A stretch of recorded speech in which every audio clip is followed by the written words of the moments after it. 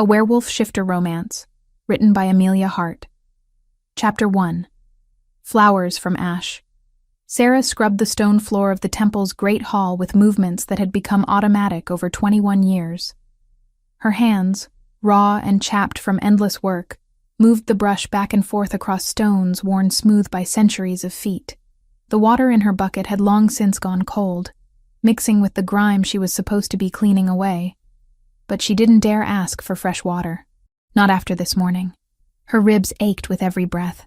The High Priestess Julienne had been particularly harsh today, and Sarah could feel the bruises forming along her left side where the woman's boot had connected. The crime? Sarah had entered the sanctuary chamber to light the morning candles. It was one of her assigned duties, had been for years, but this morning the High Priestess had been praying when Sarah arrived. "You dare profane this sacred space with your cursed presence?" Julienne had hissed, her voice cold as winter stone. "The goddess turns her face from you, and yet you walk where only the pure should tread." The beating that followed had been thorough and methodical. Julienne never left marks where others could see them. She was careful that way, precise in her cruelty. When it was over, Sarah had been sent to scrub floors until the evening bells rang, without food or water. "Where are you watching from?" Sarah thought. Not for the first time. "Do you see this, goddess? Do you care what happens to the girl they say you cursed?" The temple of the lunar goddess stood at the edge of the whispering woods, a massive structure of white stone that had weathered 300 years of wind and rain. It was beautiful in the way that cold things can be beautiful. Remote. Untouchable. The priestesses who lived here devoted their lives to serving the goddess, to maintaining the old traditions, to preserving knowledge that dated back to when the world was young and wild. Sarah was not one of them. She would never be one of them. She had been found as an infant at the base of the ancestral tree, wrapped in cloth so fine it could only have come from nobility, but with no other clue to her identity. The tree itself had been dead for 3 centuries, ever since the last Luna had been burned for heresy against the goddess. Some said the tree had died the same day the Luna did, that it screamed as the flames consumed her, and then simply stopped living. The priestesses had taken Sarah in, because it was their duty to care for foundlings, but they had never let her forget that she was different, cursed. A child left at the feet of a dead tree could be nothing else. "The goddess marked you the day you were born," Julienne had told her more than once. "Why else would your parents abandon you in such a place? They knew you carried darkness." Sarah had stopped arguing years ago. She had stopped hoping that things might change, that she might prove herself worthy of kindness. She simply survived, day after day, doing the work no one else wanted to do and staying invisible whenever possible. The evening bells finally rang, their clear notes echoing through the temple halls. Sarah's arms trembled as she dumped her dirty water in the waste channel outside the kitchen and rinsed her bucket at the pump, her stomach cramped with hunger. She hadn't eaten since yesterday evening, but that wasn't unusual. The priestesses ate first, and Sarah received whatever was left. Sometimes that meant a heel of bread and watery soup. Sometimes it meant nothing at all. Tonight, when she entered the kitchen through the servant's door, she found Priestess Bet setting aside a covered bowl. "Quickly," Bet whispered, glancing toward the main hall where the other priestess were finishing their meal. "Before Julienne comes." Sarah took the bowl with shaking hands. Inside was real stew, thick with vegetables and chunks of meat. Her eyes burned with unexpected tears. "Thank you," she managed. Bet's weathered face softened. She was perhaps 45, one of the younger priestesses, and unlike the others, she had never treated Sarah with open cruelty. Small kindnesses like this were rare and precious. "It's your birthday, child," Bet said softly. 21 years today. You deserve something warm." Sarah had forgotten. In the endless sameness of her days, dates held little meaning, but Bet was right. 21 years ago today, someone had left her at the base of a dead tree and walked away forever. "Eat in the stables," Bet added. "Don't let the others see." Sarah nodded and slipped out through the kitchen door into the cold evening air. The stables were her home, such as it was. She slept in the loft above the horses, buried under old blankets that smelled of hay and animal warmth. It was cold in winter and sweltering in summer, but it was hers. No one bothered her there. She ate slowly, savoring every bite, trying to make it last. The meat was tender, the vegetables seasoned with herbs from the temple garden. It was the best meal she'd had in months, maybe years. When the bowl was empty, she set it aside and lay back on her pile of blankets, staring up at the rough wooden beams of the stable roof. 21 years old, an adult by any measure. Yet she had no more freedom than she'd had as a child. She belonged to the temple, would belong to it until she died. There was nowhere else for her to go. No family to claim her. No future beyond these walls. The despair that lived constantly in her chest rose up like a wave, threatening to drown her. She pressed her hands against her face, trying to breathe through it, trying not to let it consume her completely. Maybe they're right, she thought. Maybe I am cursed. Maybe there's something fundamentally wrong with me. Something that makes me unworthy of love or belonging or any sort of normal life. She must have fallen asleep because she woke to the sound of raised voices from the temple. Julienne's voice, sharp with anger, cut through the night. She has become too comfortable, too bold, entering the sanctuary as if she has any right to stand on sacred ground. Another voice, quieter, replied. Sarah couldn't make out the words, but she recognized Bet's tone. I will not debate this, Julienne snapped. Tomorrow she will be reassigned to the fields. Let her break her back in the sun where she cannot pollute our holy spaces. Sarah's breath caught. The fields meant 12-hour days of backbreaking labor. It meant exposure to summer heat and winter cold. It meant even less food, because she would be too exhausted to make it to the kitchen in time for scraps. It meant, quite possibly, dying slowly of exhaustion and starvation. Something inside her snapped, not with anger or defiance, but with a quiet, final resignation. She couldn't do this anymore. She couldn't survive another day of being treated as less than human, of being blamed for circumstances beyond her control, of being punished simply for existing. Sarah climbed down from the loft, her body moving without conscious thought. She walked past the temple, past the gardens, into the whispering woods. The moon was full overhead, casting silver light through the bare branches. She knew where she was going. She had always known, on some level, that she would end up here eventually. The ancestral tree stood in a clearing at the heart of the woods. It was massive, its trunk wide enough that 10 people holding hands couldn't encircle it. But it was dead, had been dead for 300 years. The bark was gray and cracked, the branches bare and skeletal against the night sky. Nothing grew near it. Even the grass seemed to avoid its roots. Sarah had been brought here as a child, when she was old enough to understand. Julienne had stood her in front of the tree and told her the story. This is where the last Luna died, Julienne had said. She defied the will of the goddess, claimed powers that were not hers to claim, and for her heresy, she burned. The tree died with her because it was tainted by her darkness, just as you are tainted. Standing here now, Sarah felt nothing but exhaustion. She was so tired. Tired of fighting. Tired of surviving. Tired of hoping that tomorrow might somehow be different. I'm sorry, she whispered to the tree, to the goddess, to whoever might be listening. I'm sorry I was born cursed. I'm sorry I couldn't be what they wanted me to be. I'm sorry I'm still alive when clearly I shouldn't be. She reached out and pressed her palms against the rough bark. The wood was cold beneath her touch, lifeless. Please, she breathed. If you're listening, if you care at all, just let it end. I can't do this anymore. I can't keep waking up to pain and rejection and emptiness. Please, just let me rest. For a long moment, nothing happened. Then warmth bloomed beneath her palms. Not heat, but warmth, gentle and spreading, like sunlight breaking through clouds after a storm. Sarah's eyes flew open. The bark beneath her hands was no longer gray and dead. It was darkening, turning rich brown, the cracks sealing themselves. The warmth traveled up through the trunk, into the branches, and suddenly the entire tree burst into bloom. White flowers, thousands of them, millions of them, exploded from every branch. They glowed in the moonlight, luminous and impossibly beautiful. The clearing filled with their light, brighter than day, and the scent of them was overwhelming. Honey and moonlight and something wild that Sarah had no name for. She stumbled backward, her hands leaving the bark, her mind unable to process what she was seeing. This wasn't possible. The tree had been dead for 300 years.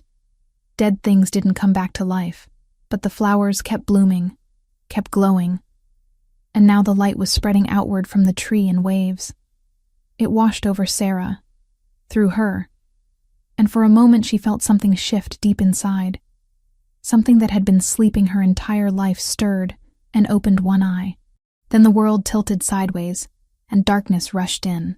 500 miles to the north, in a castle of black stone that overlooked the northern territories, Alpha King Magnus woke with a gasp that tore from his throat like a scream. Pain lanced through his chest, sharp and sudden, as if someone had driven a blade between his ribs. His wolf surged forward, taking control before Magnus could stop it. And suddenly he wasn't in his chambers anymore. He was seeing through different eyes.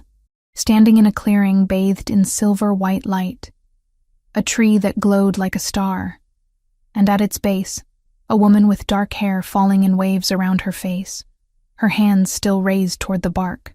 Then she was falling, crumpling to the ground, and Magnus felt the distance between them like a physical wound. "Mine," his wolf snarled. "Ours. Find her. Now." Magnus came back to himself with a jolt, his human consciousness slamming back into control. He was on his feet before he fully realized he'd moved, his heart hammering against his ribs. The mate bond. After 32 years of searching, of hoping, of nearly giving up, the bond had finally snapped into place, and his mate was 500 miles away, unconscious at the base of a tree that shouldn't exist. He didn't remember crossing to his door or shouting for Gregor. He only knew that within minutes, his beta was standing in his chambers, sleep-rumpled and alert. "Prepare horses," Magnus ordered, his voice rough. "We ride immediately. Full supplies for a week of hard travel." "My king, what?" "I found her," Magnus interrupted. "My mate. She's 500 miles south, near the Whispering Woods by the old temple." Gregor's eyes widened. Then a grin split his face. "Finally. I'll have the horses ready in 20 minutes. When dawn broke over the Whispering Woods, Priestess Bet found Sarah lying at the base of the ancestral tree, unconscious, but breathing, and all around them, covering every branch of a tree that had been dead for 300 years, white flowers bloomed in the morning light. Chapter 2. The king rides south. The horses' hooves thundered against the frozen ground, their breath creating clouds in the pre-dawn air. Magnus leaned low over his stallion's neck, pushing the animal harder than he should have, but the urgency burning in his chest wouldn't let him slow down. Behind him, Gregor and 20 of his elite guard kept pace, their mounts equally lathered with exertion. They had been riding for 6 hours straight, stopping only to switch to fresh horses from the relay stations Magnus maintained throughout his territory. Normally he would have allowed rest periods, would have cared about the strain on both men and animals. But the mate bond pulled at him with increasing intensity, a rope around his ribs that grew tighter with every mile that remained between them. "My king," Gregor called, bringing his mount alongside Magnus's. "We need to water the horses. Another hour at this pace and we'll lose them." Magnus wanted to refuse. Every instinct in him screamed to keep going, to close the distance between himself and the woman who had been unconscious when his vision ended. But Gregor was right. Dead horses would get them nowhere. 10 minutes, Magnus growled. No more. They pulled into a clearing where a stream cut through the forest. The horses drank greedily while the warriors checked their gear and refilled water skins. Magnus paced the edge of the stream, unable to stand still, his wolf snarling just beneath his skin. "Tell me about her," Gregor said quietly, approaching with 2 pieces of dried meat. He offered one to Magnus, who took it automatically but didn't eat. "I don't know anything about her," Magnus admitted, frustration bleeding into his voice. "I saw her for maybe 30 seconds. Dark hair, green eyes, I think. She was touching a tree that had been dead for 3 centuries, and it bloomed." Gregor went very still. "The ancestral tree? That tree? You know it? Everyone knows the stories," Gregor said carefully. "The tree that died when the last Luna was executed. They say it screamed when the flames touched her and then simply stopped living. That tree? Magnus nodded, finally taking a bite of the dried meat. It tasted like ash in his mouth, but he forced himself to chew and swallow. He would need his strength. Then the prophecy is real. Gregor breathed. When the tree blooms white beneath the full moon, the true Luna shall return. I thought it was just a story. So did I, Magnus said, until last night. They remounted after exactly 10 minutes, and Magnus set a slightly more sustainable pace. But his mind was racing, calculating distances and travel times. 500 miles. If they pushed hard, stopping only when absolutely necessary, they could make it in 5 days. Maybe 4 if they were lucky. Even for an alpha pack, that kind of pace meant riding to the edge of exhaustion, then running in wolf form whenever the terrain allowed, devouring distance in brutal stretches of nearly 100 miles a day. He just hoped that was fast enough. Tell me about the prophecy, one of the younger guards called from behind. What does it mean? Magnus glanced at Gregor, who nodded. The men deserved to understand what they were riding toward, what might be waiting for them. 300 years ago, Magnus began, his voice carrying over the sound of hoofbeats. The kingdom had a Luna. Not just any Luna, but one chosen by the goddess herself. She could communicate with all shifters across vast distances, could heal wounds that should have been fatal, could unite packs that had been enemies for generations. Under her guidance and my ancestors' rule, the kingdom prospered like never before. He paused, guiding his horse around a fallen log. But the Council of Ancients grew jealous of her power. They feared that the Luna held more influence over the packs than they did. So they spread rumors, called her a heretic, said she was defying the goddess by claiming powers that only the divine should possess. They turned the people against her, Gregor added, his tone dark. Made them afraid of the very person who had brought them peace and prosperity. My ancestor, the Alpha King at that time, tried to protect her. Magnus continued. But the council had spent years building their case, planting evidence, corrupting witnesses. When they finally demanded her execution, he was faced with an impossible choice: defend his Luna and plunge the kingdom into civil war, or let them take her and preserve what unity remained. He chose wrong, one of the older warriors said quietly. He chose what he thought would save the most lives. Magnus corrected, though the words tasted bitter. The Luna went to her execution willingly. She could have fought, could have called every shifter in the kingdom to her defense. But she knew that would have meant slaughter on a scale the kingdom had never seen, so she let them chain her to a stake at the base of the ancestral tree, and she burned. The guards were silent now, listening intently. They say she sang as the flames took her, Magnus said, sang a blessing over the kingdom, over the Alpha King who couldn't save her, over the children who would come after. And when she died, the tree died with her. 300 years it stood there, dead but never rotting, a monument to what was lost. Until last night, Gregor finished. When it bloomed for your mate. Magnus nodded. The implications were staggering. If the prophecy was true, if his mate was truly a Luna reborn, then she carried the same powers that had made the council kill the last one. Powers they would absolutely try to destroy again. The council has been pressuring me to marry, Magnus said, changing the subject slightly. Lord Percival's daughter, Constance. It would be a political alliance, combining territories, strengthening borders. I've been refusing for 2 years. Because you were waiting for your mate, Gregor said. Because I swore I would never make the same mistake my ancestor did, Magnus corrected. He chose politics over his mate, and it destroyed them both. He lived another 40 years after her death, never took another partner, and died alone and miserable. I swore on his grave that when I found my mate, nothing would come before her. Not politics, not the council. Nothing. They won't accept her easily, Gregor warned. Especially if she shows signs of being Luna, then they'll learn to accept what they cannot change, Magnus said flatly. Or they'll find themselves without a voice in my kingdom. The sun climbed higher as they rode, and Magnus felt the bond in his chest pulse with each heartbeat. She was alive. He could sense that much.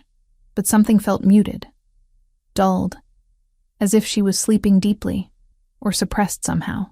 What had happened to her after she'd collapsed?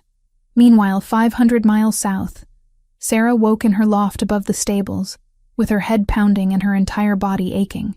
For a moment, she couldn't remember why. Then the memories flooded back. The tree, the flowers, the impossible bloom of light that had filled the clearing. She sat up too quickly, and immediately regretted it as the world spun. Her hands flew to her head, trying to steady herself, and that's when she noticed they were shaking. Not from weakness, but from something else. Energy. Power. Something that thrummed just beneath her skin like a second heartbeat. "Easy," Bet's voice came from the ladder. "You've been unconscious for 2 days. Don't move too fast." 2 days? Sarah's eyes widened. She'd lost 2 entire days. Betty climbed into the loft carrying a tray with bread, cheese, and water. Her weathered face was creased with worry. "What happened?" Sarah croaked, her throat dry as sand. "I found you at the base of the ancestral tree," Bet said, setting the tray beside Sarah. The tree that's been dead for 3 centuries was covered in white flowers. They're still blooming. The whole forest glows at night. Sarah's hands trembled harder. "I touched it. I just wanted the pain to stop. I didn't mean to—" "Hush," Betty interrupted, pressing the water cup into Sarah's hands. "Drink first, then we'll talk." Sarah obeyed, gulping the cool water gratefully. When the cup was empty, Bet refilled it from a pitcher. "News of the flowering has spread," Bet said quietly, glancing toward the stable entrance as if expecting someone to appear. "Riders have come from 3 villages already. Everyone wants to see the miracle. Julienne is furious. She's been interrogating everyone, trying to find out who touched the tree." "She doesn't know it was me?" Sarah asked. "I didn't tell her. I carried you back before dawn, before anyone else saw. But Sarah, you're changing. I can see it. Your eyes are brighter. You're stronger. Yesterday, when you were unconscious, you gripped my wrist so hard you left bruises. And you didn't even wake." Sarah looked down at her hands, flexing her fingers. Bet was right. She could feel it. Something fundamental had shifted inside her. Her senses were sharper. She could hear conversations from the temple clearly, even though they were 50 yards away. Could smell the horses below her with such clarity she knew which stall each one stood in without looking. And the dreams. She'd had dreams while unconscious. Dreams of a man with storm-gray eyes and dark hair. Dreams where she wasn't alone, where someone was coming for her, where rough hands held her gently, and a deep voice promised she was safe. "Who is he?" Sarah whispered. "Who?" Bet asked. "The man with gray eyes. I keep seeing him, feeling him, like he's real somehow." Betty's expression shifted to something between wonder and fear. "The mate bond. It's manifesting already." "What?" Before Bet could answer, footsteps approached the stable. Heavy boots and the clink of armor. Bet's face went pale. "Hide," she hissed. "Under the blankets. Now." Sarah burrowed beneath the old blankets just as voices echoed below. "Check everywhere," a rough voice commanded. "Lord Percival wants the witch found before the Alpha King arrives." Sarah's breath caught. Mercenaries. And they were looking for her. 300 miles north. Magnus felt his mate's fear spike through the bond like a blade. His wolf snarled, trying to take control, trying to force them faster. "She's in danger," he told Gregor. "We need to move faster. We're already killing the horses," Gregor protested. "Then we'll run as wolves," Magnus said. "Leave the supplies. We go now." And with that, the Alpha King and his elite guard shifted. 21 massive wolves racing south toward a woman none of them had met, but who their king would die to protect. Chapter 3. Fire and Transformation. The mercenaries arrived on the 3rd day after the flowering, riding hard through the temple gates with weapons drawn and faces grim. There were 8 of them, battle-scarred men who wore mismatched armor and carried themselves with the casual cruelty of those who killed for coin. Their leader was a thick-necked brute named Garrick, who dismounted and strode directly toward the temple entrance without bothering to knock. "Where is the high priestess?" he demanded of the first priestess he encountered, grabbing her arm hard enough to leave bruises. "I have business with her. Now." Within minutes, Julienne appeared in the courtyard, her face composed, but her hands clasped tightly at her waist. Sarah watched from the stable loft, her newly heightened senses picking up every word despite the distance.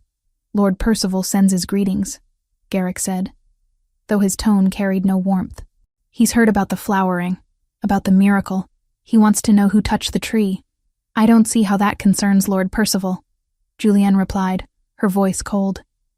"This is a matter for the temple and the goddess." Garrick smiled, showing teeth stained brown from chewing tobacco. "Lord Percival believes witchcraft is involved. When a tree that's been dead for 3 centuries suddenly blooms, that's not a miracle. That's dark magic, and his lordship wants the witch found before the Alpha King arrives and makes things complicated." Sarah's breath caught. The Alpha King was coming? The man from her dreams? "Search the grounds," Garrick ordered his men. "Question everyone. Someone knows something." The mercenaries spread out, and Sarah watched in growing horror as they began dragging priestesses from their duties, shouting questions, threatening violence. One grabbed Priestess Agnes by her hair and shook her until she wept. Another kicked over the prayer altar in the sanctuary, scattering sacred objects across the floor. Bet appeared at the base of the stable ladder, her face pale and urgent. "Come," she whispered. "We need to get you to the cellars. Now." Sarah climbed down quickly, her hands shaking. Bet led her through the back passages of the temple, moving quickly but quietly. The cellars were beneath the main building, cool stone chambers where the priestesses stored preserves and dried goods for winter. There was a storage room at the very back, hidden behind shelves of grain sacks. "Stay here," Bet urged, moving sacks to create a space where Sarah could hide. "Don't make a sound. I'll come back when they're gone." "Bet, I'm sorry," Sarah whispered. "I didn't mean to cause this. I didn't know." "Hush. None of this is your fault." Betty squeezed her hand once, hard, then hurried back toward the stairs. Sarah crouched in the darkness behind the grain sacks, trying to control her breathing. She could hear everything happening above. The mercenaries moving through rooms, the frightened voices of priestesses, the crash of furniture being overturned. Then she heard Julienne's voice, sharp and clear. "Stop this immediately. You're desecrating holy ground." "Then tell us who touched the tree," Garrick replied. "Give us the witch, and we'll leave your temple in peace." There was a pause. A long, terrible pause. "There is a girl," Julienne said finally. "A foundling we took in 21 years ago. She was left at the base of the ancestral tree as an infant. We always knew she carried darkness." No, Bet wouldn't have told. Which meant Julienne had figured it out on her own, or had suspected all along. "Where is she?" Garrick demanded. "I don't know. She sleeps in the stables usually, but find her." Sarah heard boots thundering through the temple, heard them searching the stables, the kitchens, the gardens. It was only a matter of time before they thought to check the cellars.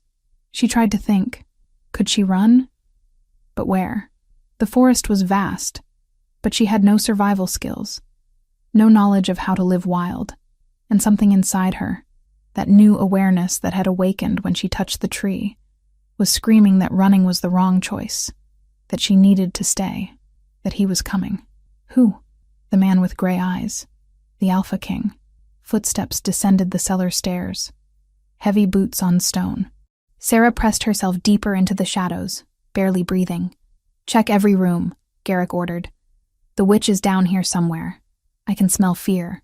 They methodically searched each chamber, getting closer, closer. Then hands grabbed her from behind, yanking her out from the grain sacks. She tried to fight, but the mercenary was stronger, experienced in handling struggling captives.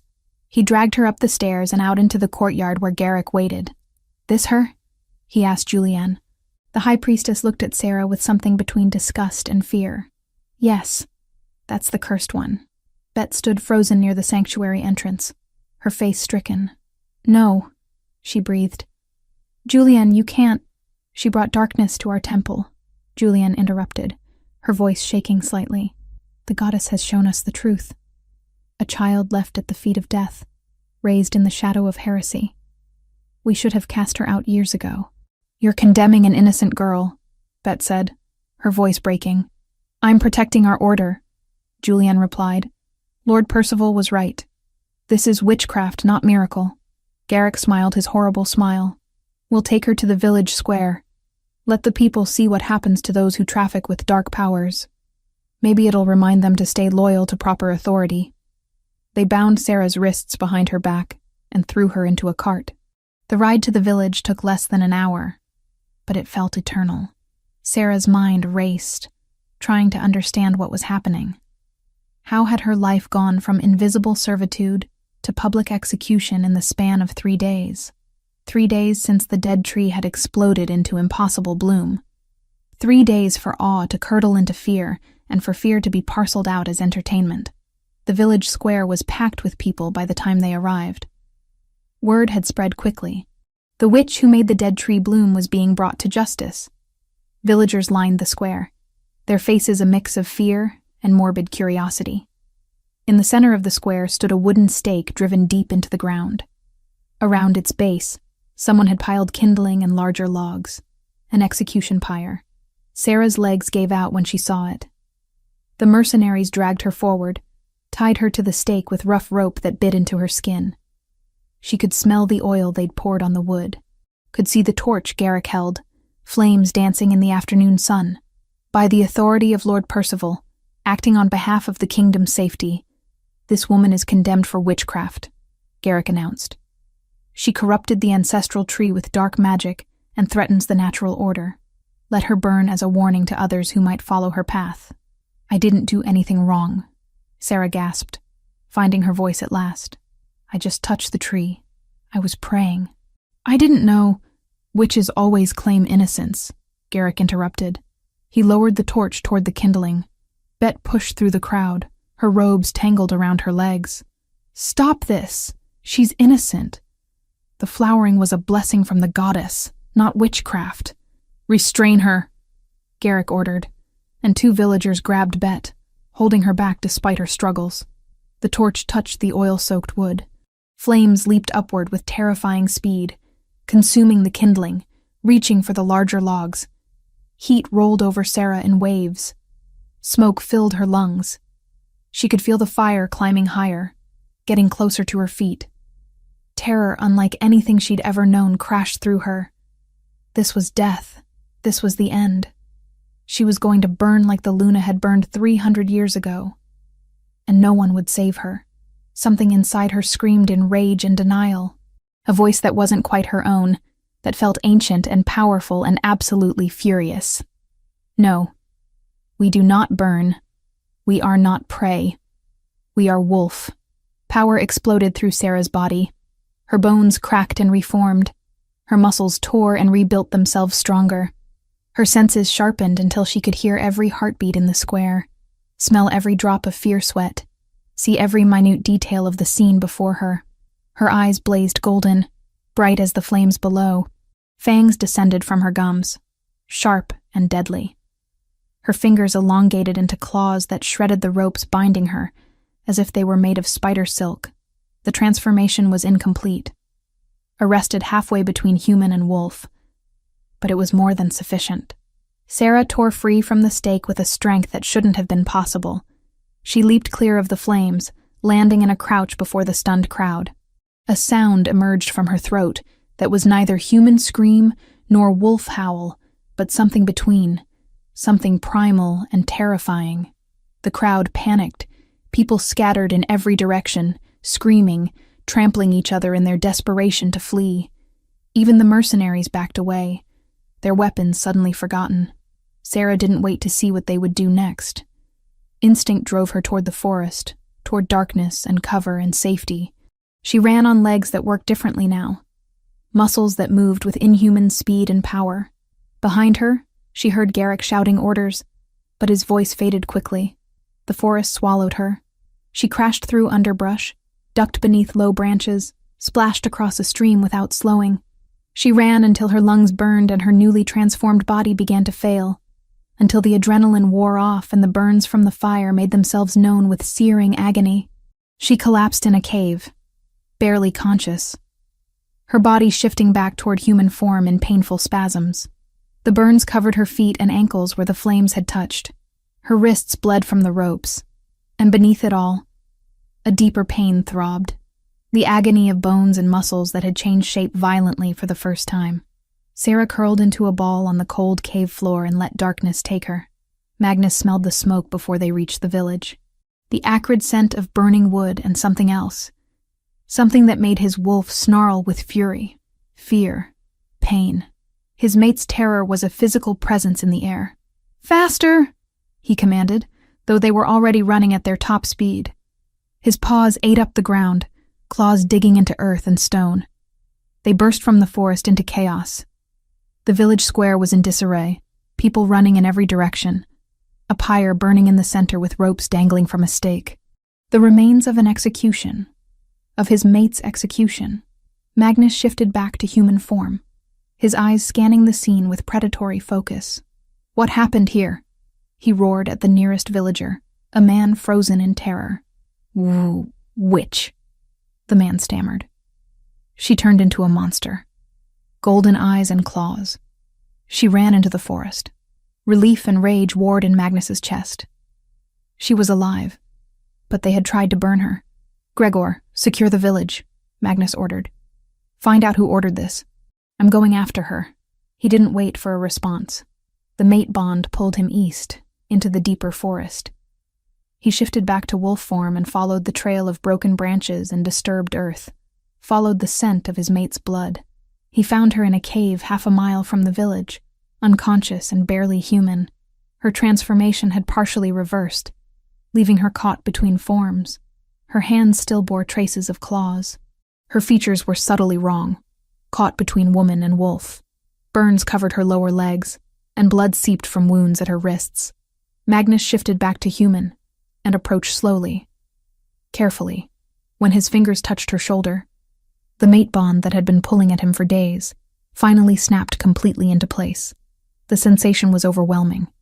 Colors brightened, sounds sharpened, and through the bond, he could feel her pain, her fear, her exhaustion. Feel the confused wolf inside her that didn't understand what was happening. At his touch, her body relaxed. The partial shift reversed completely, leaving her fully human. Her breathing, which had been ragged and pained, evened out. Her wolf recognized its mate and submitted to his presence, trusting him to keep them safe. Gregor arrived moments later, shifted back to human form with Magnus's cloak in his hands. He stopped at the cave entrance, his eyes widening at the sight before him. "Is she?" Gregor began. "She's my mate," Magnus confirmed, wrapping the cloak around her naked, injured form. "And she's Omega, a true Omega." Gregor sucked in a breath. "I can feel it. Her aura is different, stronger than any Omega I've ever encountered. Get the healers," Magnus ordered. "Set up camp somewhere secure, and find out who tried to burn my mate alive. I want names." As Gregor departed, Magnus lifted Sarah carefully into his arms. She was lighter than she should be, malnourished and fragile despite the power he could sense sleeping inside her. "I've got you," he murmured against her hair. "You're safe now. I promise you're safe." In the distance, hidden among the trees, Priestess Bet watched the Alpha King carry Sarah away. She pressed a hand to her mouth, tears streaming down her face. She had failed to protect the girl, had stood by while Julienne condemned her, but perhaps it wasn't too late. Perhaps she could still help. Betta began walking, following the direction the royal wolves had gone. She didn't know what she would do when she found them, but she couldn't abandon Sarah now. Not after everything. Chapter 4. Bonds and Revelations. Sarah woke to warmth. Real warmth, not the drafty cold of the stable loft, or the damp chill of the cave floor. She was lying on something soft, wrapped in blankets that smelled of pine and leather, and something indefinably masculine that made her wolf stir with contentment. Her eyes opened slowly, taking in her surroundings. She was in a tent, luxurious by any standard she knew. Rich fabrics draped the interior, and a brazier in the corner radiated heat. Her burns were gone. Her wrists showed no sign of the rope wounds. Even the aches from her violent first transformation had faded to nothing. "You're awake." The voice was deep, familiar from her dreams. Sarah's head turned, and she found herself looking at the man with storm-gray eyes. He sat in a chair beside her sleeping pallet, his elbows resting on his knees, watching her with an intensity that should have been frightening, but somehow wasn't. He was massive, easily the largest man she'd ever seen, with shoulders that seemed to fill the tent. Dark hair fell past his collar, and a neatly trimmed beard framed a face that was all sharp angles and hard planes. But his eyes, those gray eyes that had haunted her dreams, held something gentler than his appearance suggested. "Who are you?" Sarah whispered, though some part of her already knew. "Magnus," he said. "Alpha King of the Northern Territories. And your mate." The word sent a shock through her system. Mate. She'd heard the term in passing. Whispered conversations between priestesses about wolves and their destined pairs, but she'd never imagined it could apply to her. "I don't understand," she managed. "I'm not anyone. I'm just a servant. A cursed foundling who—" "You're a shifter," Magnus interrupted gently. "An Omega. A very rare and powerful one. And you're mine as surely as I'm yours." Sarah tried to sit up, and Magnus immediately moved to help her, his large hands surprisingly gentle as they steadied her. The moment he touched her, something inside her settled. The anxious flutter that had been constant since she woke calmed. Her wolf, that new awareness she barely understood, practically purred with satisfaction. "I've been asleep for 3 days," Sarah said, the knowledge coming from somewhere instinctive. "You've been here the whole time." "I wasn't leaving you," Magnus said simply. "Not after what you went through." Memory flooded back. The mercenaries, the pyre, the transformation that had torn through her body. Sarah's hands flew to her legs, expecting to find burns, but the skin was smooth and unmarked. "My healers are the best in the kingdom," Magnus explained. "They treated you while you slept. Your body healed the rest naturally. Shifters heal faster than humans." "Shifters," Sarah repeated, testing the word. "I didn't know. I never knew what I was. I thought I was just cursed." Something dark flashed across Magnus's face. "Who told you that?" "Everyone. The priestesses. The villagers. They said I was left at the dead tree because I carried darkness. That I was broken somehow." The words came easier than they should have. But something about Magnus's presence made her want to talk, want to share burdens she'd carried alone for 21 years. "You're not broken," Magnus said, his voice carrying an edge of steel. "You're extraordinary. Do you know what you did? You brought a tree back to life that had been dead for 300 years. You manifested shifter abilities without any training, under the worst possible circumstances. You survived an execution and escaped. None of that speaks to weakness, Sarah." The sound of her name and his voice sent warmth through her chest. "How do you know my name?" "The priestess told me. Bet. She's been following us since we left the village, waiting to make sure you're safe." Sarah's eyes widened. "Bet's here? She came after me? She's camped about a mile back with 2 of my guards keeping watch over her. She wanted to see you, but I needed you to wake first, to understand what's happening before we add more complications. Then explain," Sarah said, drawing the blankets closer around herself. "Because I don't understand any of this. I don't understand what I am, or why you're here, or what any of this means." Magnus settled back in his chair, his gray eyes never leaving her face. 300 years ago, there were Lunas, special Omegas, chosen by the goddess to help guide and unite the shifter packs. They had abilities beyond normal Omegas. They could communicate across vast distances, heal terrible wounds, sense danger before it struck. The last Luna was my ancestor, and she was executed by the Council of Ancients who feared her power. The tree died when she did," Sarah whispered, remembering the stories. "Yes, and it stayed dead until you touched it. Until you, in your desperation and pain, called out to the goddess, and she answered. The prophecy says when the tree blooms white beneath the full moon, the true Luna shall return. You're that Luna, Sarah. You're the one we've been waiting 3 centuries for." The enormity of it crashed over her. "No, that's not possible. I'm nobody. I can't even read. I've spent my entire life scrubbing floors and being told I'm worthless. I can't be some prophesied Luna. The goddess doesn't make mistakes," Magnus said firmly. "And neither does the mate bond." "What is the mate bond exactly?" Sarah asked. "I keep feeling things, emotions that aren't mine." And when you touch me, everything feels right in a way nothing ever has before. The mate bond is a connection between destined pairs, Magnus explained. It's chosen by the goddess, and it's absolute. When you're near your mate, you feel safe, complete. When you're apart, there's an ache, a pull toward them. You can sense their emotions, especially strong ones, and over time, as the bond strengthens, the connection deepens. Is that why I kept dreaming of you, even before we met? Yes, the bond was forming even across 500 miles. I felt you too. The moment you touched that tree and it bloomed, I woke feeling like someone had driven a blade into my chest. I saw through my wolf's eyes directly to you, and I knew exactly where you were and that you needed me. Sarah absorbed this, trying to reconcile the fairy tale with her reality. You said something about the council, about them having power over your choice of mate. Magnus's jaw tightened. The Council of Ancients advises the Alpha King on matters of state. By ancient law, they have the right to veto a royal mate if they can prove the union would harm the kingdom. They used that power 300 years ago to execute the last Luna, claiming she was dangerous, and I won't let them do the same to you. But if they have that power, they'll try. Magnus interrupted. Lord Percival especially. He's been pushing me to marry his daughter Constance for 2 years. A political alliance that would give him more influence over the throne. Finding out I have a mate, especially one who manifests Luna abilities, will make him desperate. Desperate men do dangerous things. Sarah's mind raced. The mercenaries. The ones who tried to burn me. They said they were working for Lord Percival. I know. Gregor is interrogating them now. We'll have proof of his conspiracy before we reach the capital.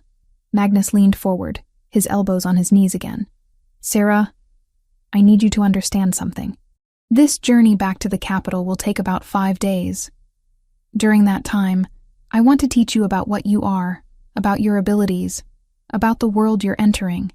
But I also need you to decide if you want this. If you want me. I thought the mate bond was absolute, Sarah said, confused. It is. I'll never want another woman. You're mine in every way that matters. But you have to choose to accept that. I won't force you into anything. You've spent 21 years having choices made for you, being told you're worthless and cursed.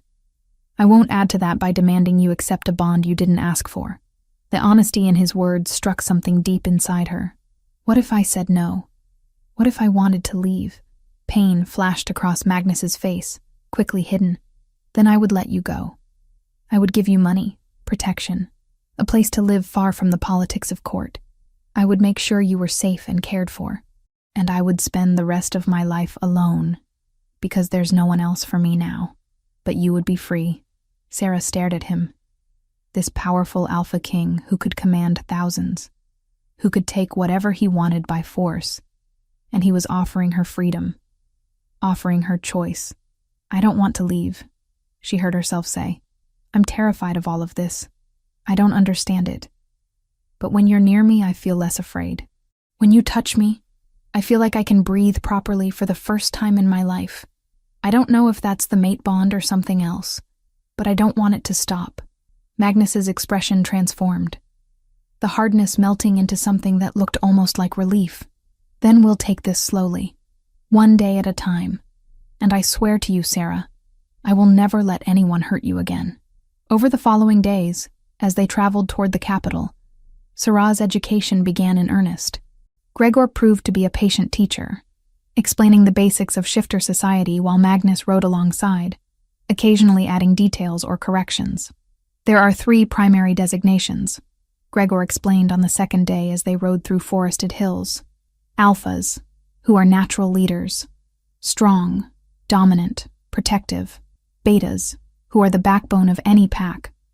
Warriors, advisors, craftsmen. And Omegas, who are rarest of all. Omegas have abilities that alphas and betas don't. They can heal. They can sense emotions. They can calm aggression in ways that prevent conflicts from turning bloody. But I didn't know any of this, Sarah protested. I never shifted until the pyre. I never felt any abilities. Because you were suppressed, Magnus said from beside her.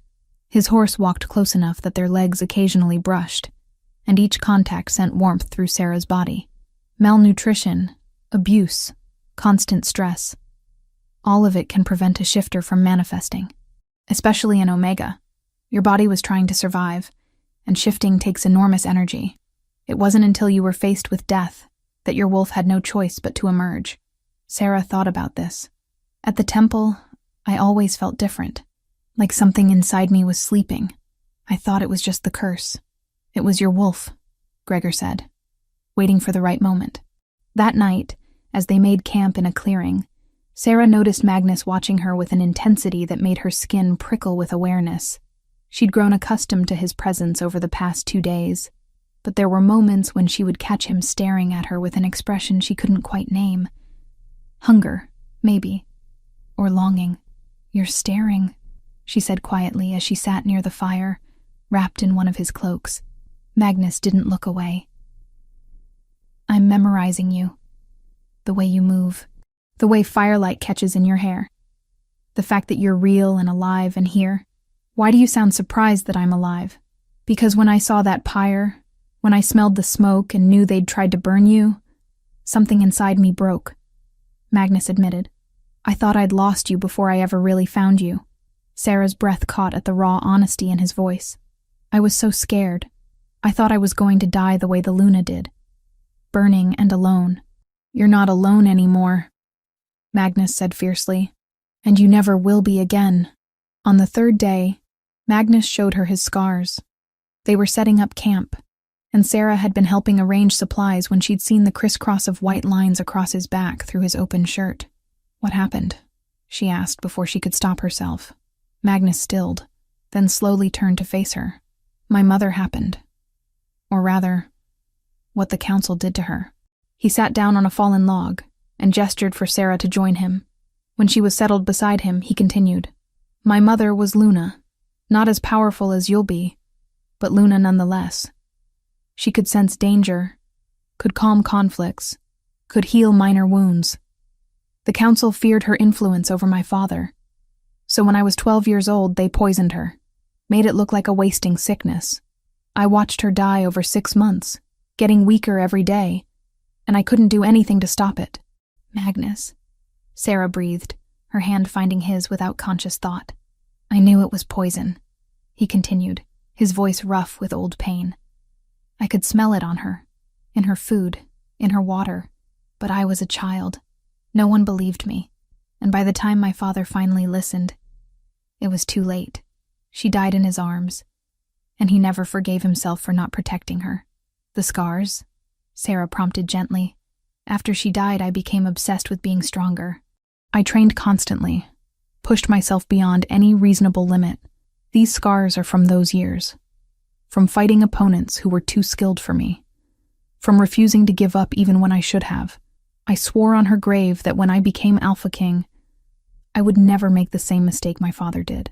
I would never choose politics over my mate. I would never let the council dictate who I loved or how I protected what was mine." Sarah looked at this powerful man beside her and suddenly understood the weight he carried. "You're afraid you'll fail me the way your father failed your mother." "Every single day," Magnus admitted. "Because the same people who killed her still sit on the council, still hold power, and they'll see you as the same threat they saw in her. Then we'll face them together," Sarah said, surprising herself with the conviction in her voice. "I don't know how to be Luna. I don't know how to navigate politics or court intrigue, but I know how to survive. And I won't let them take what's mine." The possessiveness in her words seemed to strike something in Magnus. His gray eyes blazed, and suddenly the space between them felt charged with electricity. "Say that again," he commanded, his voice dropping lower. "I won't let them take what's mine," Sarah repeated, meeting his gaze steadily. Magnus leaned closer, his hand coming up to cup her face. "You're accepting the bond. Truly accepting it." "I'm terrified," Sarah admitted. "But yes, you're mine, Magnus, and I'm yours. Whatever that means, whatever comes next, I choose this. I choose you." The kiss that followed was inevitable. Magnus's lips met hers with a gentleness that contradicted his size and power. It was a claiming, yes, but also a promise. a vow that she was precious, protected, valued in ways she'd never been before. When they broke apart, both breathing hard, Magnus rested his forehead against hers. I want you. The bond wants to be consummated, but not yet. Not until you're safe in my territory, behind walls that can't be breached, with guards who would die before letting anyone harm you. When I make you fully mine, it will be because you choose it freely, not because we're on the run from enemies. Sarah nodded, understanding even as her body protested the delay. 1 more day until we reach the capital. 2, Magnus corrected, and then the real battle begins. Behind them, hidden in the trees, Priestess Bet watched the exchange with tears in her eyes. The girl she'd tried so hard to protect had found someone who would move mountains to keep her safe. Perhaps, after all the pain and fear, Sarah was finally where she was meant to be. Chapter 5. Court of Thorns. The royal castle rose from the mountainside like a great beast of black stone, all sharp towers and narrow windows that reflected the gray sky. Sarah had never seen anything so massive, so imposing. The temple had been large, but this was a fortress that had stood for 1,000 years, and would likely stand 1,000 more. It's not as cold as it looks, Magnus said quietly, sensing her apprehension through the bond. My mother filled it with warmth when she was alive. I've tried to keep that spirit, but it's hard when half the council wants to turn it back into a monument to intimidation. They rode through gates that required 6 men to open, past guards who knelt as Magnus passed, into a courtyard filled with nobles and servants who had gathered to witness the Alpha King's return, and to see what he'd brought back with him. Sarah felt their eyes on her like physical weight, assessing, judging. She wore a dress that Magnus's servants had provided during their journey, simple but well made, but she still felt like a fraud, like the stable girl playing dress-up in clothes, meant for someone better. Head up, Magnus murmured as he dismounted and came around to help her down from her horse. You're my mate. That makes you their future queen. Don't apologize for existing. But the whispers had already started. Sarah's enhanced hearing picked up fragments that made her stomach clench. That's her? She looks half-starved. I heard she's a witch, that she seduced the king with dark magic. Poor Lady Constance. To be set aside for some common foundling. Magnus's hand found hers, his grip firm and grounding. Together they walked through the courtyard, up marble steps worn smooth by centuries of feet, into a great hall that took Sarah's breath away. Tapestries lined the walls depicting battles and hunts. Chandeliers hung from vaulted ceilings, their candles unlit in the daylight, but promising illumination come evening. And at the far end, 2 thrones sat on a raised platform. One occupied, one empty for 300 years. My king. A man stepped forward from a group of nobles clustered near the thrones. He was perhaps 50, with silver-streaked hair and the bearing of someone accustomed to authority. His eyes swept over Sarah with barely concealed disdain. We were not informed you were bringing a guest. Lord Percival, Magnus replied, his voice carrying an edge that made several people flinch. This is Sarah, my mate, your future queen. The silence that followed was deafening. Then the hall erupted in whispers, gasps, and at least one noble woman's dramatic swoon. Lord Percival's face went through several expressions before settling on carefully neutral. Your mate, he repeated. How fortunate. Though surely such an important announcement requires council approval before— The mate bond is chosen by the goddess, Magnus interrupted, his voice carrying the unmistakable weight of alpha command. The council has no authority over divine will. Of course not, my king. I merely meant that protocol requires certain procedures be followed. Tests to verify the bond is genuine, to ensure this woman is truly who she claims to be. I've claimed nothing, Sarah heard herself say, her voice steadier than she felt. I didn't even know what a mate bond was until 5 days ago. Percival's eyes narrowed on her. And yet here you stand, claiming the king's attention. Forgive me if I find that convenient. Percival.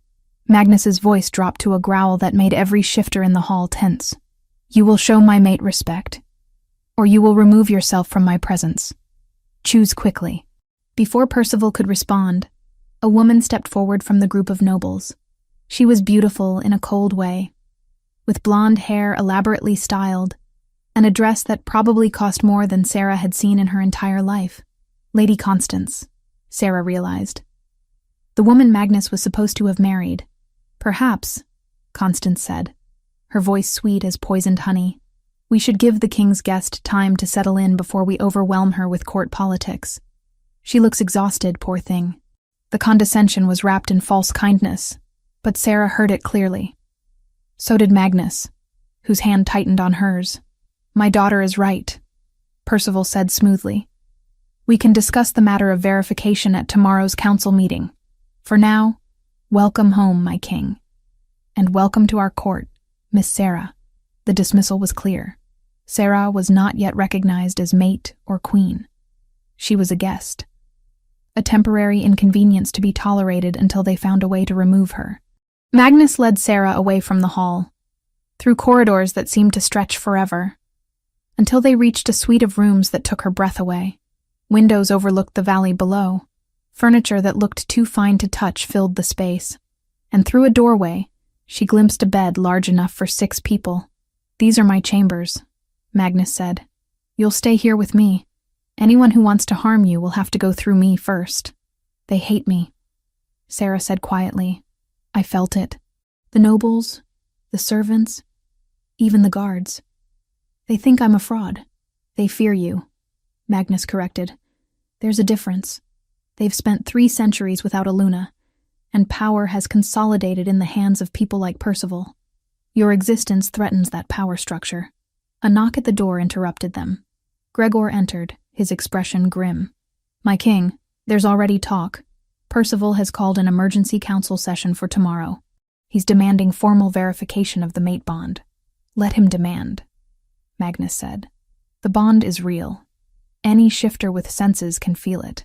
He's also spreading rumors, saying the woman is a witch who's enchanted you with dark magic, that she made the tree bloom through forbidden arts, that accepting her will bring the same destruction the last Luna brought. Sarah felt sick. This is my fault. If I hadn't touched the tree, you'd be dead, Magnus interrupted fiercely. And I'd be alone. Don't you dare regret surviving. The days that followed were a special kind of torture. Magnus tried to shield Sarah from the worst of court politics, but there was no hiding from the cruelty of the noble women. Lady Constance had gathered a following of ladies who made it their mission to remind Sarah of her inadequacy. They would speak just loudly enough for her to hear as she passed. Such unfortunate hair. So common. Perhaps she could afford to have it styled if she wasn't penniless. I heard she can't even read. Imagine a queen who can't read state documents. Well, what can you expect from a stable girl? Sarah tried to ignore them, but each comment was a knife that found its mark. She was everything they said she was. Uneducated, poor, common. What right did she have to stand beside Magnus? The public banquet came 3 days after their arrival. Magnus had warned her it would be a test, but she hadn't understood what that meant until Lord Percival stood and called for silence. Given the concerns raised by many council members about the legitimacy of this supposed mate bond, Percival announced, his voice carrying across the hall, I propose a simple verification, a test that any Luna would pass without difficulty. Magnus's hand found Sarah's beneath the table, squeezing in silent support. 3 centuries ago, the last Luna was accused of witchcraft, of using dark magic to manipulate the Alpha King. The test used then was simple. True servants of the goddess, blessed by her light, can touch blessed silver without harm. Witches, however, burn. A servant approached carrying a tray. On it lay a silver circlet, ornate and clearly ancient. This crown was blessed by the high priestess of the lunar temple 300 years ago. Let the girl touch it. If she's truly chosen by the goddess, she has nothing to fear. Every eye in the hall turned to Sarah. She could feel Magnus's fury through the bond, his desire to refuse, to protect her from this humiliation. But she also understood. If she refused, they would call her a coward, would say her fear proved her guilt. I'll do it, Sarah said quietly. She stood, forcing her legs to remain steady, and walked to where the servant held the tray. The silver circlet gleamed in the candlelight, beautiful and dangerous. Around her, nobles leaned forward, hungry to see her fail. Sarah reached out and touched the silver. Nothing happened. No burn. No pain. The metal was cool beneath her fingers, smooth and harmless. She lifted the circlet. Holding it up so everyone could see, she wore no gloves, no protection. Just her bare hands against blessed silver that should have burned a witch to the bone. The hall erupted in shocked murmurs. Percival's face went through several expressions before settling on forced politeness. Well, that certainly confirmed something. But Sarah could see his mind working, already planning his next move. The silver test had backfired. He needed a different approach. The weeks that followed brought a different kind of attack. Subtle rumors. Whispered suggestions that perhaps Sarah had found a way to trick the silver test. That witches had grown more sophisticated in 3 centuries. That her very presence was causing unrest in the kingdom. Then Priestess Bet arrived. She came to the castle on a gray morning, travel-worn and exhausted, demanding to see Sarah. The guards might have turned her away, but Magnus had left orders that anyone from the temple should be brought to him immediately. Sarah, Bet breathed when they were finally reunited in Magnus's chambers. Thank the goddess. I've been traveling for weeks trying to find you. She pulled a small object from her robes. A medallion on a tarnished chain. This was with you when you were found. I kept it hidden all these years because I was afraid of what it meant, but you need to know the truth.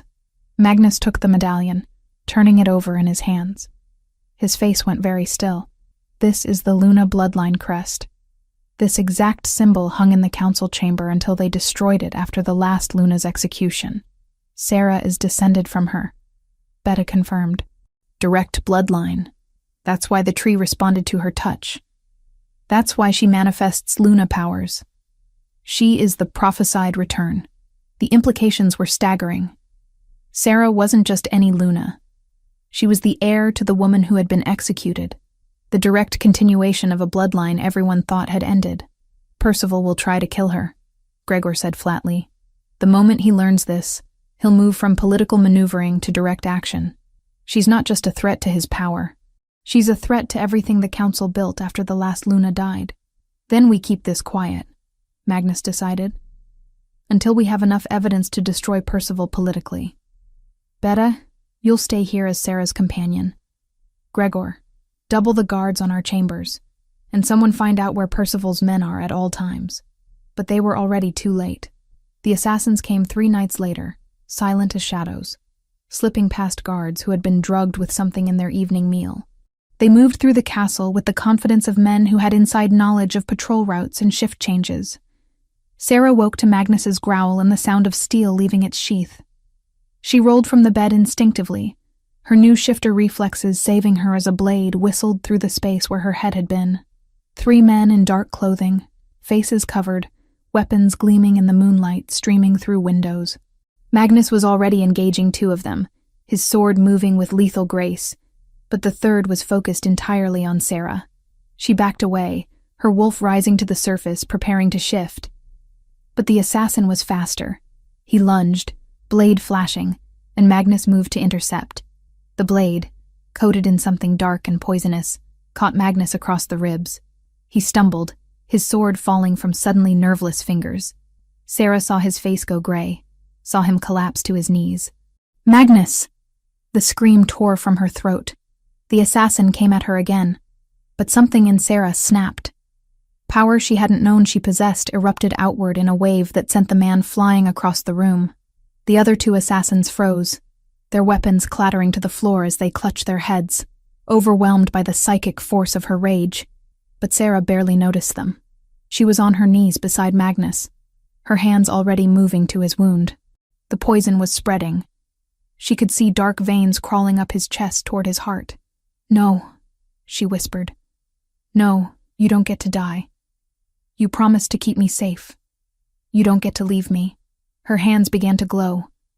Golden light, warm and bright, poured from her palms into his wound. She could feel the poison, could sense it destroying his body from within. So she did what instinct demanded. She pulled it out. The pain of absorbing aconite poison was indescribable. It felt like liquid fire in her veins, like her blood was boiling, like every nerve in her body was being shredded. But she didn't stop. She pulled the poison from Magnus's body into her own, purified it with golden light, burned it away with Luna fire she hadn't known she could create. Magnus's color returned. His breathing steadied. The dark veins faded, and Sarah collapsed beside him, unconscious before she hit the floor. Chapter 6. Crown of Light. Sarah woke to the sound of raised voices and the smell of healing herbs. Her body ached in ways she'd never experienced, a deep exhaustion that went beyond physical tiredness. It felt like she'd burned through every reserve of energy she possessed. She's been unconscious for 4 days. Gregor's voice came from somewhere nearby. The healers say she purified aconite poison. That should have killed her, Magnus. Even a Luna shouldn't be able to survive that. She didn't just survive it. She saved my life. Magnus's voice was rough with emotion. And now Percival is using the assassination attempt as ammunition against her. Sarah's eyes opened slowly. She was in Magnus's chambers again, but the room was crowded now. Healers, guards, and Betty, who sat in a chair near the bed with dark circles under her eyes. "You're awake," Betta breathed, her weathered face breaking into a relieved smile. "Thank the goddess." Magnus was at her side in an instant, his large hand engulfing hers. "How do you feel?" "Like I fought a battle and lost," Sarah managed, her voice hoarse. "The assassins? Dead or imprisoned," Magnus said grimly. "But Percival has called an emergency council session. He's demanding a formal trial. He claims the assassination attempt was staged by you to gain sympathy, and that you used dark magic to poison me so you could then heal me and prove your worth." Sarah stared at him in disbelief. "That's insane. Why would I poison you when you're the only person protecting me?" "Logic has no place in Percival's accusations," Gregor said from where he stood near the window. "He's desperate now. The silver test failed. You saved the king's life in front of witnesses. He needs something bigger to discredit you. The trial is tomorrow," Magnus continued, his gray eyes filled with frustration. "And by ancient law, I cannot simply refuse. The council has the right to question anyone they believe poses a threat to the kingdom. If I override them without proper cause, it gives them grounds to accuse me of tyranny. Then I'll face their questions," Sarah said, though fear twisted in her stomach. "It won't be simple questions," Bet warned. "I've been listening to the court gossip. Percival has gathered witnesses from villages across the kingdom. People claiming you cursed their crops, caused livestock to sicken, brought misfortune wherever you went. All lies," Magnus growled. "Lies that will sound convincing to those who want to believe them," Gregor said. "And many do. The nobles who support Percival have been spreading fear for weeks. They've convinced half the kingdom that accepting a Luna will bring the same destruction that came 300 years ago." Sarah sat up slowly, her body protesting the movement. "Then we need to give them proof they can't deny. Something so absolute that even Percival's lies can't overcome it." "What kind of proof?" Magnus asked. An idea was forming in Sarah's mind, something instinctive that her newly awakened Luna nature whispered. In the temple there were stories about the old tests, rituals that verified Luna bloodline. Is the ancestral crown still intact? Magnus and Gregor exchanged glances. "It's in the royal crypts," Gregor said slowly. "It's been there since the last Luna died. Stone now, they say. Turned to stone when she burned, and it's never responded to anyone since. Take me to it," Sarah said. "After the trial," Magnus insisted. "You need more time to recover." But Sarah shook her head. "The trial is when I'll need it most." The great hall was packed the following morning. Every alpha from every pack in the kingdom had been summoned, along with countless nobles, advisors, and witnesses. The crowd numbered in the hundreds, all pressed into the massive space, their voices creating a din that echoed off the vaulted ceiling. Sarah stood before them in a simple gray dress, her dark hair braided back from her face. She looked small and vulnerable, exactly what Percival wanted the council to see. Magnus sat on his throne, his face an impassive mask, but Sarah could feel his fury and fear through their bond. He'd wanted to stand beside her, but protocol demanded the Alpha King remain neutral during council proceedings. Lord Percival stood at the center of the hall, playing to the crowd with practiced ease. "We gather today to address a grave threat to our kingdom. This woman, Sarah, claims to be the Alpha King's mate, claims to be blessed by the goddess, but her presence has brought nothing but chaos and violence." He gestured to a group of villagers who stood to one side, their faces carefully arranged in expressions of fear and anger. These good people have traveled far to testify to her crimes. One by one, they told their stories. A farmer claimed Sarah had cursed his fields, causing his wheat to wither overnight. A merchant swore she'd brought plague to his village. A mother wept as she described her child's mysterious illness that began the day Sarah supposedly passed through their town. All lies. Sarah knew they were lies. She'd never been to most of these places, had never met these people, but they delivered their testimony with conviction, and the crowd murmured in growing agitation.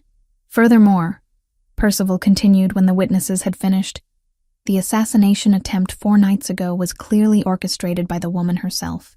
She poisoned the king with aconite, then used dark magic to extract it, making herself appear heroic while actually proving she traffics in forbidden arts. "That's not what happened," Sarah said, her voice cutting through the hall. "I healed him because he's my mate, and I would die before letting him be harmed." "So you admit to using magic?" Percival pounced. "Magic that mimics Luna abilities, but is actually witchcraft learned from forbidden sources. I am Luna," Sarah said simply. "Chosen by the goddess, blessed by the ancestral tree. The tree bloomed because you corrupted it with dark magic," Percival countered. "Just as the last Luna corrupted it 3 centuries ago. We all know how that story ended. In flames and destruction." The crowd's murmurs grew louder, more hostile. Sarah could feel their fear, their anger, their willingness to believe she was dangerous. "The evidence is overwhelming," Percival declared. "This woman is a threat to our kingdom, to our king, to everything we've built. I move that she be sentenced to death, her body burned, and her ashes scattered so she cannot corrupt our lands further." Sarah's blood ran cold. This was it. The moment Percival had been building toward. And if the council voted for execution, even Magnus couldn't save her without triggering civil war. She looked up at Magnus on his throne. His knuckles were white where he gripped the armrests, his jaw clenched so hard she thought his teeth might crack. Through the bond, she felt his desperation, his helpless rage. Then Sarah remembered Bet's words from weeks ago. The goddess provides solutions, not just challenges. "I demand the right of verification," Sarah said clearly, her voice carrying across the now silent hall. Percival's eyes narrowed. "You already passed the silver test. That proves nothing except that you've learned to resist blessed metal. Not silver," Sarah said. "The ancestral crown, the lineage test." Shocked silence fell across the hall. Even Percival looked momentarily thrown. "The crown has been stone for 300 years, he said finally. "No one has been able to awaken it. It's a meaningless test." "Then you should have no objection to me trying," Sarah replied. "Unless you're afraid of what might happen if I succeed." The challenge was clear. Percival couldn't refuse without appearing cowardly before all the assembled alphas. Sarah saw the calculation in his eyes, saw him decide that she would fail, and her failure would be the final proof he needed. "Very well," Percival said with a cold smile. "Let the girl try the ancient test. When she fails, we'll have our answer." The procession to the royal crypts was solemn and silent. Hundreds of witnesses followed, including every member of the council, every alpha of rank, and countless nobles who wouldn't miss this spectacle for anything. The crypts were beneath the castle, carved from living rock centuries ago. The air was cold and still, heavy with the weight of history. Torches lined the walls, their flames casting dancing shadows across stone tombs and memorial plaques. At the very center of the largest chamber, on a pedestal of white marble, sat the ancestral crown. It had been beautiful once. Sarah could see that despite its current state.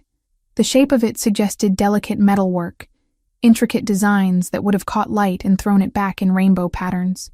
But now it was stone, gray, dead stone covered in moss and age, as lifeless as the tree had been before she touched it. 300 years, Magnus said quietly, standing beside her at the edge of the crowd. 300 years it sat there, and no one has been able to wake it. "Are you certain, Sarah?" She wasn't certain of anything, but something in her chest, something that felt ancient and powerful and absolutely sure, told her this was right. This was meant to happen. I'm certain, she whispered back.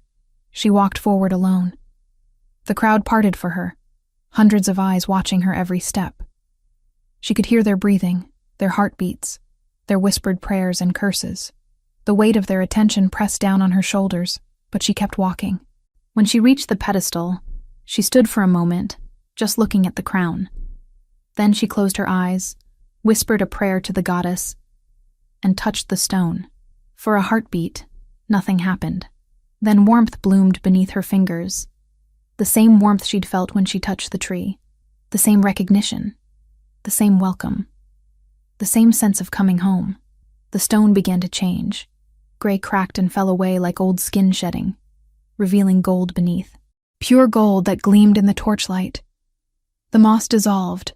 The age faded. And suddenly the crown wasn't stone anymore, but living metal, beautiful and whole and radiating power that made every shifter in the room gasp. The crown rose, levitated from the pedestal, floating upward on currents of golden light. It hung suspended for a moment, turning slowly, and Sarah saw the intricate designs clearly now. Wolves running through forests, the moon in all its phases, flowers blooming and falling, the entire cycle of life and death and rebirth captured in gold. Then the crown descended, settling gently onto Sarah's head. The moment it touched her hair, power exploded through the chamber. Every Luna stone embedded in the walls, dark for 3 centuries, suddenly blazed to life. Golden light flooded the crypts, so bright that people shielded their eyes, and through Sarah's skin, visible to everyone watching, her blood began to glow. Golden veins traced intricate patterns across her hands, her arms, her face.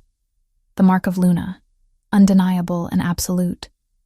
Sarah opened her eyes, and they blazed gold as the sun. When she spoke, her voice carried the weight of 300 years of silenced truth. I am Sarah, daughter of the Luna bloodline, chosen by the goddess, marked by the ancestral crown. I am Luna returned, and I claim my place. The crypts fell absolutely silent. Even Percival stood frozen, his face ashen. The proof was irrefutable. The crown wouldn't wake for anyone not blessed by the goddess herself. The Luna stones wouldn't light for anyone not of true bloodline. And no witch, no matter how powerful, could make their blood glow gold. One by one, the alphas dropped to their knees, then the nobles, then even the common witnesses who'd been paid to testify against her. They knelt because instinct demanded it, because their wolves recognized Luna and could do nothing else. Magnus was the last to kneel, and when he did, his voice rang out clear and absolute. My Luna, my queen, my mate, blessed by the goddess and proven before all witnesses. Only Percival remained standing, his hands clenched into fists at his sides. But even he couldn't deny what everyone had seen. His political maneuvering, his lies, his carefully constructed case. All of it had shattered against irrefutable divine proof. Sarah looked at him, the crown resting easily on her head as if it had been made for her, and spoke words she knew he would never forget. You tried to burn me once. The goddess disagreed. Try again, Lord Percival, and see what happens to those who defy her will. The threat was clear, and in that moment, with golden light still emanating from her skin and the ancient crown blazing on her head, no one in that chamber doubted she could back it up. Chapter 7. Queen of Dawn. The celebration of Sarah's verification lasted only hours before Percival's final desperate move revealed itself.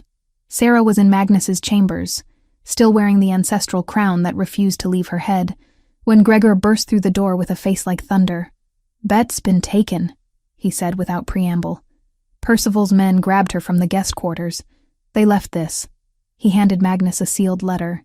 The Alpha King's face went cold as stone as he read. Then he passed it to Sarah without a word. The message was brief and brutal. Your Luna may have proven her bloodline, but bloodlines mean nothing to dead women. Priestess Bet will burn at dawn unless the girl renounces her claim and leaves the kingdom forever. Come alone to Percival's manor, or her death will be on your conscience.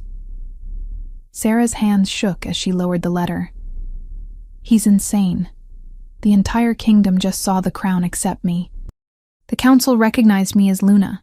What does he think this will accomplish? He's cornered, Magnus said, his voice deadly calm. Cornered animals are the most dangerous. If he can force you to leave voluntarily, he can claim you were never truly committed to the role, that you abandoned us when tested. It would plant doubt, weaken your legitimacy. Then I'll go, Sarah said immediately. I won't let Bet die because of me. Absolutely not, Magnus growled. It's a trap. He'll kill you both. Then what do we do? Sarah demanded. She came all this way to protect me, to give me the truth about my bloodline. I can't abandon her. Gregor was already moving toward the door. I'll gather warriors. We storm Percival's manor. Free Bet by force. He'll kill her the moment he sees you coming, Sarah said, her mind racing. He needs leverage, and a dead hostage has no value. But he'll use her death as a final strike if he knows he's lost. She stood, pacing the chamber, the crown on her head feeling heavier than gold should. Something was pulling at her awareness, a whisper of possibility. During the verification, when the Luna stones had blazed to life, she'd felt something, a connection, like threads extending from her to every stone in the castle. In the kingdom, the Luna stones, she said slowly. When I touched the crown, all of them activated. I could feel them.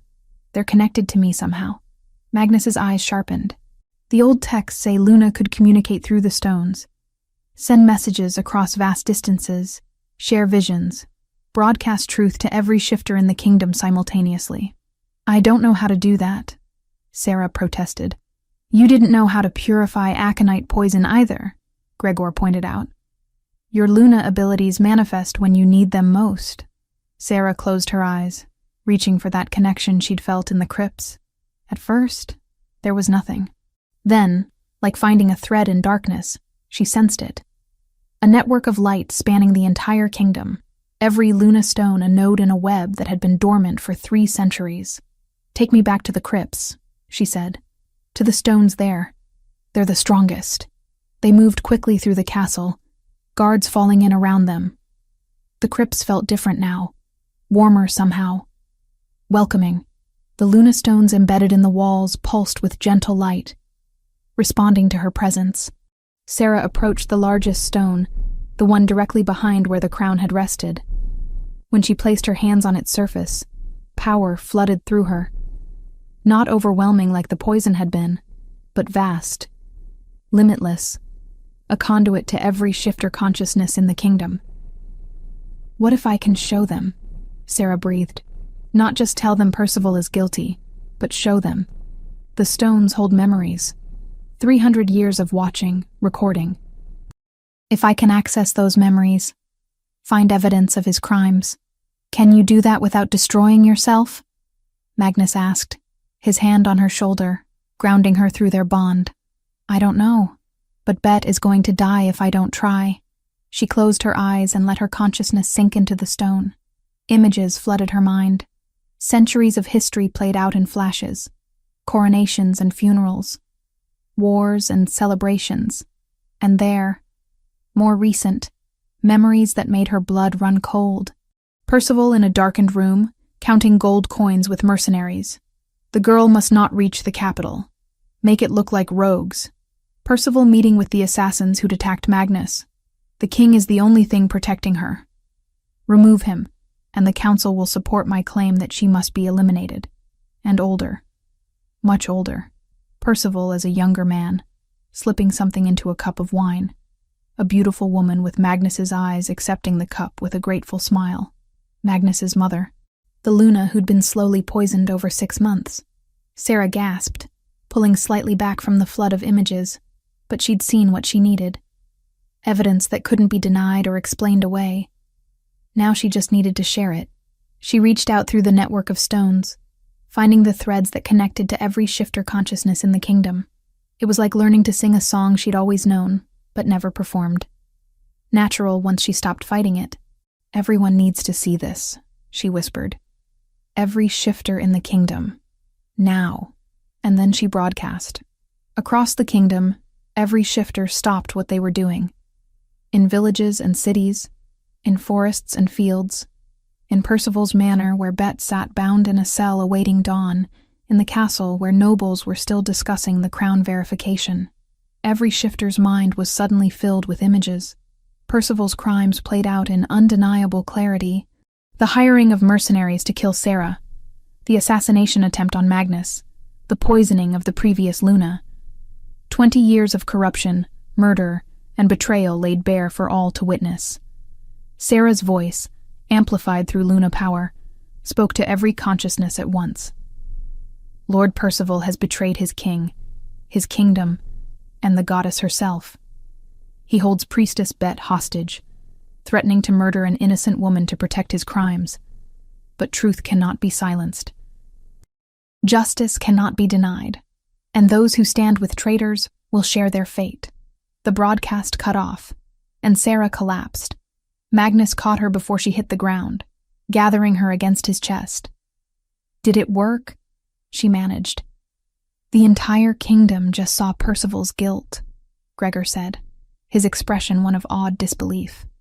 Every shifter, every alpha, every member of the council. There's no denying what you showed them. Even as he spoke, the castle erupted into chaos. Nobles who'd supported Percival were fleeing, trying to distance themselves from his fall. Council members were calling for immediate action. And in Percival's manor, his own guards were turning on him. Lady Constance appeared in the crypt entrance, her face pale but determined. "I renounce my father," she announced clearly. "His crimes are his own. I had no knowledge of his conspiracy, and I will testify against him if required to prove my loyalty to the crown." It was pure self-preservation, but it was also smart. Constance was cutting ties before she could be dragged down with her father's sinking ship. "Alpha Roderick of the Eastern Territory has offered marriage," Constance continued, addressing Magnus directly. "I've accepted. I'll leave for his lands tomorrow and trouble your court no more." Magnus nodded once, dismissing her. She'd never been the enemy, just a pawn in her father's games.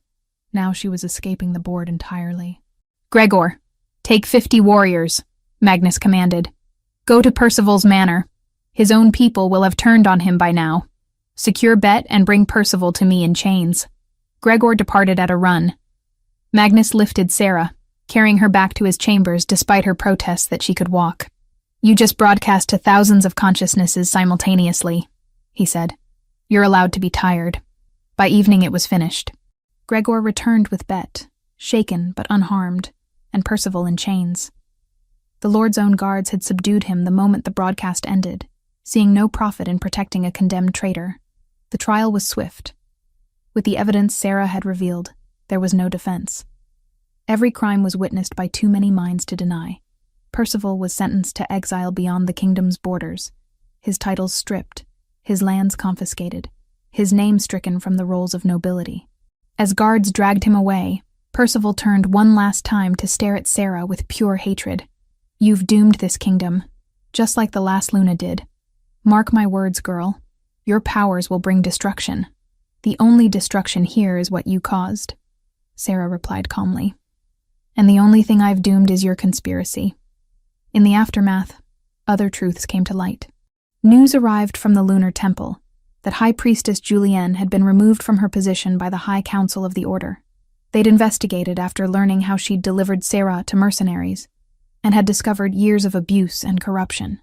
Julienne was exiled to a remote sanctuary where she would spend her remaining years in isolated contemplation of her sins.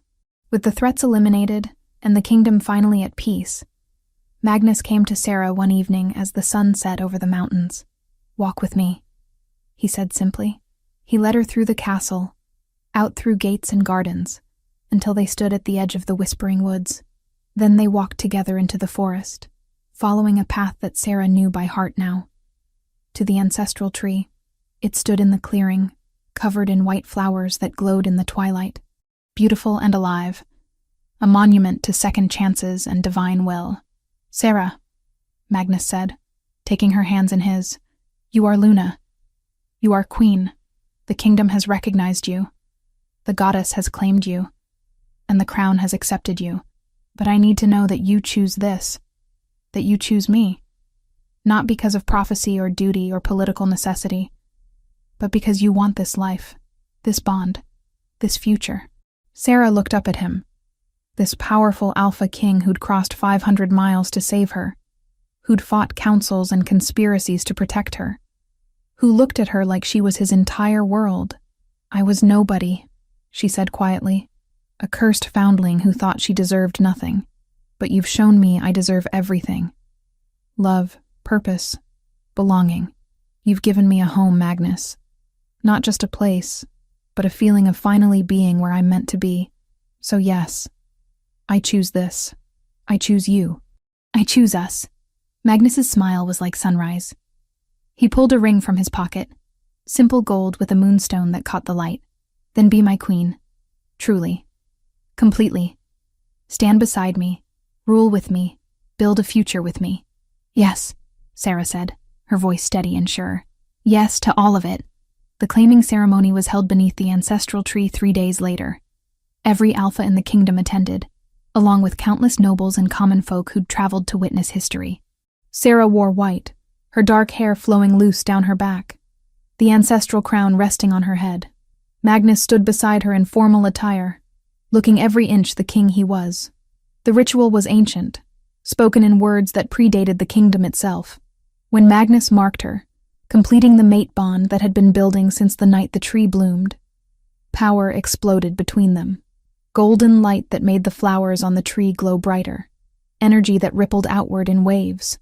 And then the tree did something impossible. Seeds formed in seconds, glowing like tiny stars. They lifted from the branches, thousands of them, floating upward on currents of magic. Then they dispersed, carried on winds that blew in every direction, spreading across the entire kingdom. Where the seeds landed, blessing followed. Crops that had been failing revived. Sickness lifted. Old grievances between packs dissolved. The goddess's favor, made manifest through her returned Luna. That night, in chambers that belonged to both of them now, Magnus and Sarah finally consummated their bond. It was gentle and fierce, tender and consuming, everything their connection had promised it would be. When it was done, when they lay tangled together in the aftermath, Sarah felt complete in a way she'd never imagined possible. I love you, she whispered into the darkness. I love you, Magnus replied, pulling her closer. My Luna, my queen, my everything. And outside their windows, across the entire kingdom, white flowers bloomed on trees that had never borne such blossoms before, the goddess's blessing on a love that had saved them all. Chapter 8. Roots and Blossoms. 6 years had passed since the claiming ceremony beneath the ancestral tree, and the kingdom barely resembled the fractured, fearful place it had been. Spring had returned once more, bringing with it the annual flowering of the great tree, and today the air thrummed with celebration. 4 years had passed since the birth of her twins, the quieter miracle that had turned a fragile new crown into a family. Sarah stood in the garden courtyard, watching her 4-year-old twins race through the newly planted flower beds with the focused determination only children possessed. Marin, her son, all dark hair and gray eyes like his father, was currently attempting to climb a stone bench while declaring himself king of the garden. Lyra, her daughter with Sarah's green eyes and wild spirit, was gathering fallen blossoms into her apron, chattering to them as if they could answer. "Mama, look," Lyra called, running over with her collection of white petals. "The tree gave me presents again." Sarah knelt, accepting the flowers with appropriate reverence. "They're beautiful, little moon. What will you do with them?" "Give them to the new children," Lyra said seriously. Sister Bet always said flowers make people feel welcome. The mention of Bet brought the familiar ache to Sarah's chest, but it was gentler now, softened by time and good memories. The priestess had lived 2 peaceful years in the castle before passing in her sleep, surrounded by the children she'd helped Sarah teach.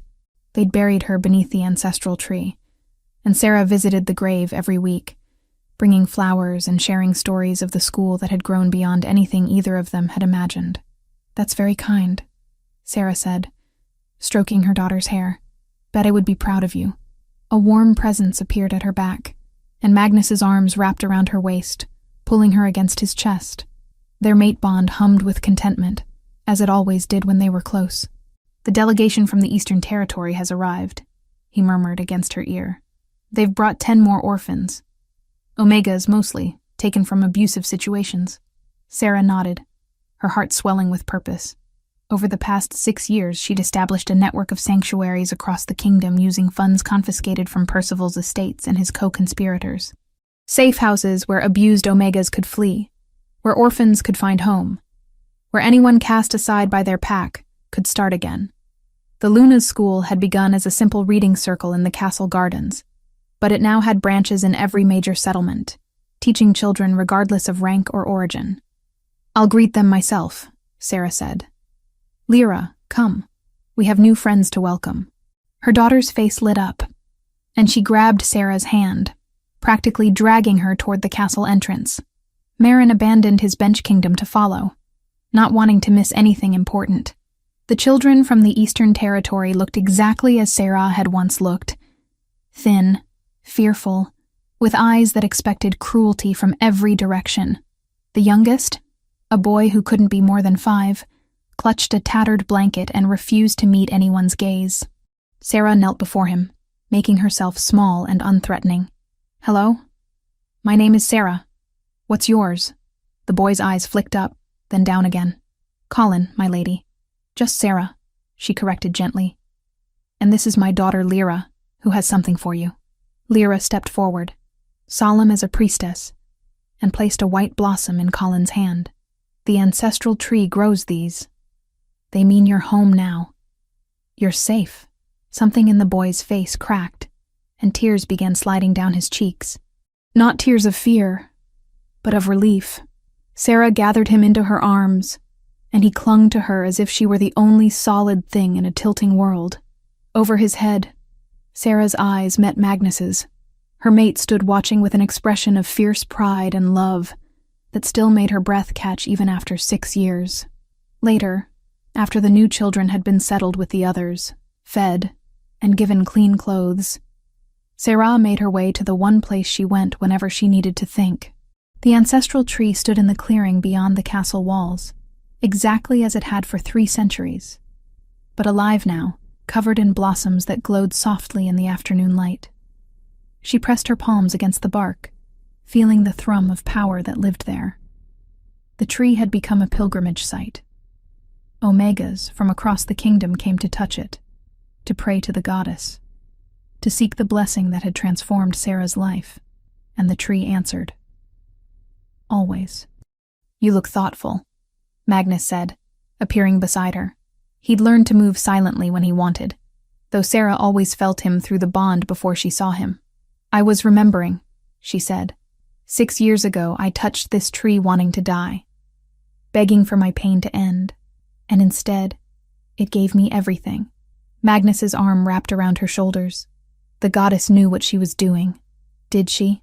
Sarah asked softly.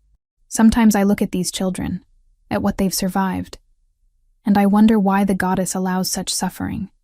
Why she didn't intervene sooner. Because she intervenes through us," Magnus said. "Through Luna, who opens sanctuaries, who teaches reading, who shows abandoned children that they have value. The goddess doesn't wave her hand and fix everything. She plants seeds and waits for them to grow." Sarah leaned into him, drawing strength from his certainty. "The council wants to expand the sanctuary network into the southern territories. Lord Brennan is resisting. Says it undermines pack authority to question how alphas treat their omegas. Lord Brennan can come explain that position to you personally," Magnus said, a dangerous edge in his voice. "Wearing the crown, using your Luna abilities to broadcast his thoughts to the entire kingdom. I suspect his objections will become less vocal." Sarah smiled despite herself. Over the years, she'd learned to use her gifts strategically. The ability to broadcast to every shifter consciousness in the kingdom made lying difficult for corrupt nobles. They'd cleaned out more than just Percival's conspiracy. The kingdom's entire power structure had been restructured, with representatives from all ranks now sitting on the council, not just highborn alphas. "Mama! Papa!" Marin's voice carried from the castle, urgent and excited. "Baby Thomas is walking. Come see." They returned to find their youngest son, just turned 1 year old, wobbling on unsteady legs while a crowd of children cheered him on. He made it 3 steps before sitting down hard, but his face split into a triumphant grin that was pure madness. Sarah scooped him up, kissing his silver curls, and felt the completeness of this moment. Her family, her purpose, her home.